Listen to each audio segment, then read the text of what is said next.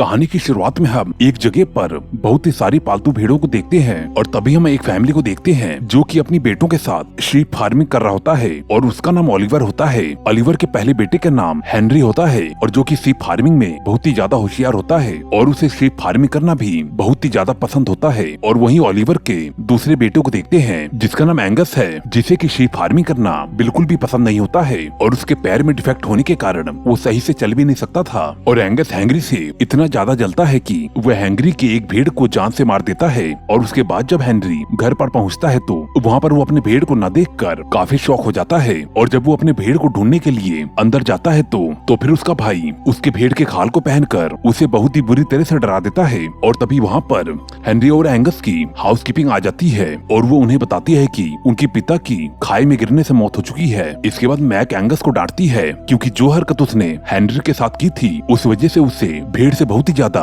डर लगने लगा था। अब कहानी यहाँ से 14 साल बाद चली जाती है जहाँ पर हम हेनरी को देखते हैं जो कि अब बड़ा हो चुका है और वो अपनी कार में बहुत ही सारी भेड़ों से घिरा होता है। और बचपन वाले इंसिडेंट के बाद हेनरी को भेड़ों से बहुत ही ज्यादा डर लगने लगा था। इसके बाद हेनरी जो कि अपने घर में जाता है और अपने घर को देख रहा होता है और तभी वहाँ पर मैक आ जाती है जो कि पीछे से उसके ऊपर गन तान देती है। और जब वो उसे देखती है तो वो उसे देखकर तुरंत ही उसे गले लगा लेती है। इसके बाद हम बड़े भाई एंगस को देखते हैं जो कि अपनी स्पीच की तैयारी कर रहा होता है और तभी वहाँ पर हेनरी आ जाता है। और एंगस को यहाँ पर हेनरी का आना बिल्कुल भी पसंद नहीं होता है और हेनरी एंगस को बताता है कि वो यहाँ पर थेरेपिस्ट से मिलने आया है क्योंकि उसे अभी भी भेड़ों से बहुत ही ज्यादा डर लगता है और अगर उसे अपने डर को खत्म करना है तो उसे भेड़ों के माहौल में रहना होगा। इसके बाद हम दो लोगों को देखते हैं जिसमें से एक का नाम ग्रैंट होता है और दूसरे का नाम एसपी होता है। और ग्रैंट और एसपी कुछ सर्च कर रहे होते हैं, वो छुप कर कुछ डॉक्टर्स को देख रहे होते हैं और ग्रैंट को शक होता है कि वो डॉक्टर्स कुछ इलीगल कर रहे हैं। तो फिर इस बात पर ग्रैंट वहाँ पर जाता है और डॉक्टर के बॉक्स से पड़े हुए सामान को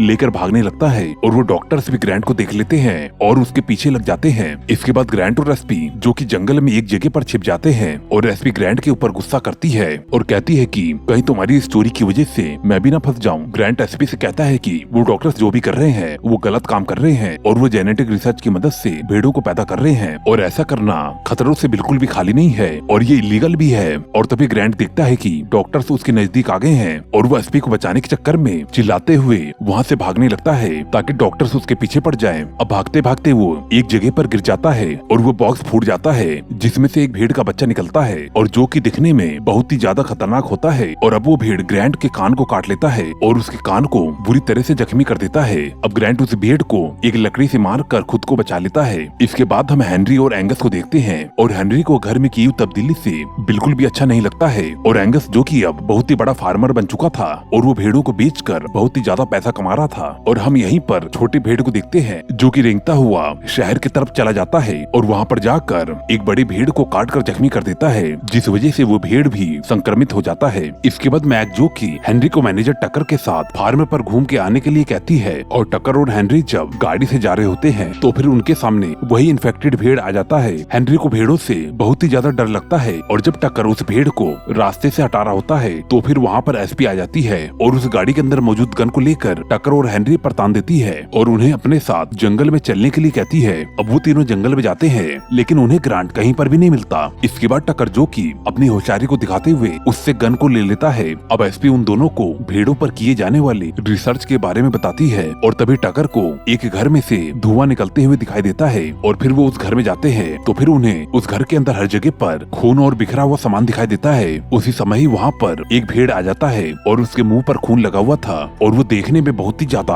आक्रामक भी लग रहा था और वो उन तीनों पर अटैक करने वाला होता है। वो तीनों जिस रूम में छिपे होते हैं उसमें उस घर का मालिक भी मरा हुआ होता है और तभी वो भेड़ दरवाजे को तोड़कर अंदर आने की कोशिश करता है और ये देखकर टक्कर उसे जान से मार देता है। इसके बाद वो तीनों घर से निकल रहे होते हैं और तभी उन्हें वहाँ पर बहुत ही सारे भेड़ नजर आते हैं और जब टक्कर गाड़ी को चला रहा होता है तभी एक भेड़ उस गाड़ी के अंदर आकर उसे काटने की कोशिश करता है और तभी वो भेड़ टक्कर के पैर को काट लेता है। उसी समय ही टक्कर गाड़ी में से निकलकर गाड़ी के पीछे आ जाता है और तभी वो गाड़ी खाई में गिरती है और वो तीनों गाड़ी से कूद जाते हैं और हमें मालूम चलता है कि हेनरी के डैड भी इसी खाई से गिरकर मरे थे। अब वो सभी मिलकर डिसाइड करते हैं कि उन सभी भेड़ों को मिलकर इन्फेक्टेड होने से बचाना पड़ेगा, नहीं तो सब कुछ तबाह हो सकता है। इसके बाद हम उन डॉक्टर्स को देखते हैं और वो सभी बहुत ही ज्यादा परेशान होते हैं क्योंकि उन्हें वो आदमी नहीं मिलता और तभी एक डॉक्टर उस रिसर्च के मटेरियल को दफनाने जाता है। उसी समय ही पीछे से एक भेड़ आकर उसे काट कर उसे मार देता है। इसके बाद एंगस पहाड़ी से कहीं पर जा रहा होता है तो फिर उसे रास्ते में ग्रैंट मिलता है, जो कि भेड़ों की तरह काफी पागलपन हरकतें करता है क्योंकि वो भी इन्फेक्टेड हो चुका था। अब ग्रैंट एंगस से बोलता है कि उसे उसके रिसर्च के बारे में मालूम चल चुका है। अब इस बात पर एंगस को बहुत ही ज्यादा गुस्सा आता है और वो कहता है कि अगर तू कोई डॉग होता तो मैं तुझे काट कर भेड़ों के सामने फेंक देता।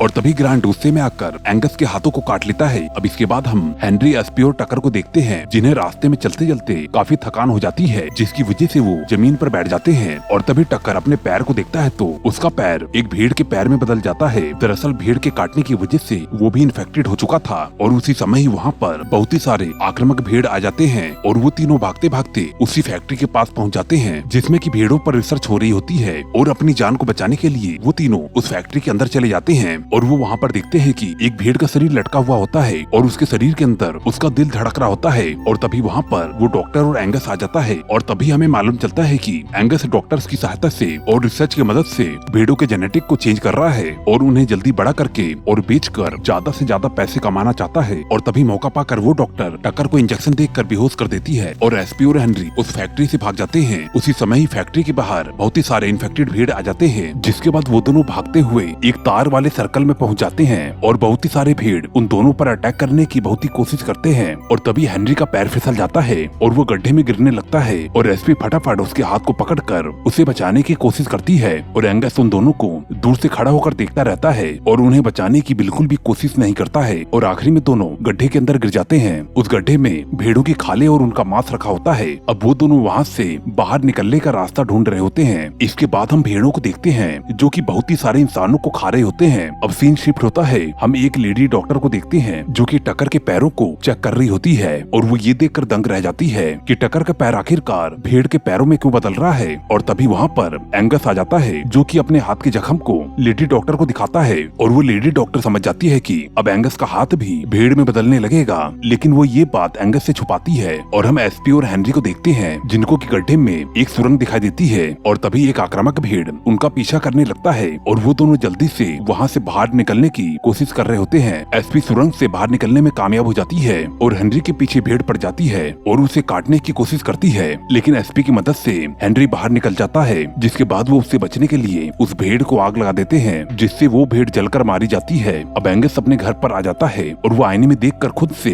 बातें कर रहा होता है और अब उसके मुंह से भेड़ की तरह मैं की आवाज निकल रही होती है। अब हम हेनरी और एसपी को देखते हैं जो कि सुरंग से निकलने के बाद एक जगह पर अपना मुंह धो रहे होते हैं और तभी उन्हें ऊन के कटने की आवाज आती है और जब वो दोनों अंदर जाते हैं तो उनके सामने एक बहुत ही बड़ा भेड़ आ जाता है और एसपी ग्रैंट का बैग देखकर समझ जाती है कि ये भेड़ कोई और नहीं बल्कि ग्रैंट है, जो कि अब भेड़ में बदल चुका है। और अब ग्रैंट उन दोनों पर अटैक करने लगता है, लेकिन वो दोनों बहुत ही मुश्किल से खुद को बचाकर वहाँ से भाग जाते हैं। अब हम उस लेडी डॉक्टर को देखते हैं जो कि एक क्योर बना रही होती है और तभी वहाँ पर हम टक्कर को देखते हैं जिसका फेस भेड़ की तरह दिखाई देने लगता है और वो अपने फेस को बहुत ही ज्यादा हिला रहा होता है, जिससे कि उसका पूरा फेस भेड़ में बदल जाता है। और वो लेडी डॉक्टर क्योर की मदद से टक्कर को थोड़े समय के लिए भेड़ बनने से रोक देती है। वहीं पर दूसरी तरफ एंगर ने रिसर्च से बनाई हुई भेड़ों को बेचने का प्रोग्राम रखा हुआ था और जब वो स्पीच दे रहा होता है तब वो अजीब अजीब बातें कर रहा होता है और जब वो लेडी डॉक्टर उस प्रोग्राम में जारी होती है और तभी उससे बहुत ही सारी भेड़ दिखाई देती है जो कि बाकी के डॉक्टर्स को खा रही होती है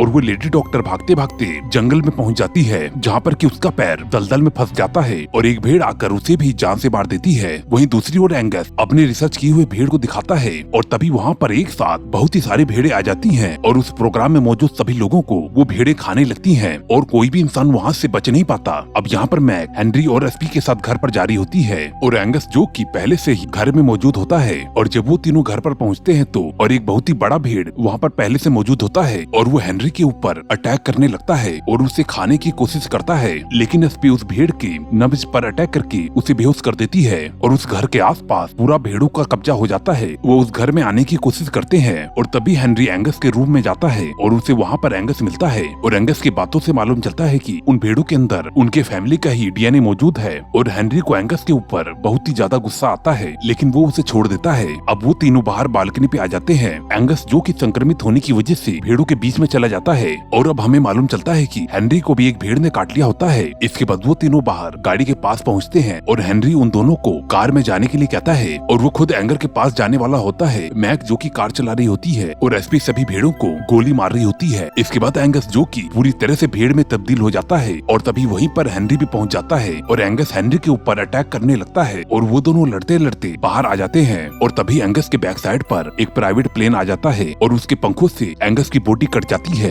इसके बाद एंगस फिर से खड़ा होता है, लेकिन वहाँ पर टक्कर आ जाता है और वो एंगस को क्योर लगा देता है और साथ ही साथ वो हेनरी को भी लगा देता है और टक्कर बताता है कि इस क्योर से तुम बिल्कुल ठीक हो जाओगे। और फिर वो सभी वहाँ पर जाते हैं जहाँ पर की सभी भेड़ मौजूद होते हैं और एंगस जो की भेड़ों के बीच में चला जाता है और उसे मालूम नहीं होता कि अब वो संक्रमित नहीं है और सभी भेड़ें मिलकर उसे जान से मार देती हैं। अब एसपी को एक आइडिया आता है और उसे मालूम चलता है कि भेड़ों की गैस में लिथियम होता है जिससे कि बहुत ही बड़ा ब्लास्ट हो सकता है। और जब भेड़ गैस छोड़ती है और तभी हेनरी लाइटर में आग लगा देता है और उनकी गैस पर छोड़ देता है जिससे कि बहुत ही बड़ा धमाका होता है जिससे कि सभी संक्रमित भेड़ें मारी जाती हैं। और हम आखिरी सीन में देखते हैं कि वो सभी बाकी बचे हुए भेड़ों और इंसानों को क्योर की मदद से ठीक कर देते हैं। और मूवी के आखिरी में हम एक डॉग को देखते हैं जिसके मुंह से भेड़ की आवाज निकलती है और इसी के साथ ही ये मूवी यहीं पर ही एंड हो जाती है। दोस्तों आपको ये कहानी कैसी लगी नीचे कमेंट करके जरूर बताएं और आगे भी ऐसी वीडियो चाहिए तो चैनल को सब्सक्राइब कर ले और साथ में दिए गए बेल आइकन को दबा ले क्योंकि बेल आइकन दबाने से आगे की वीडियो मिलती है। मैं मिलता हूँ आपको अगली वीडियो में। Okay bye.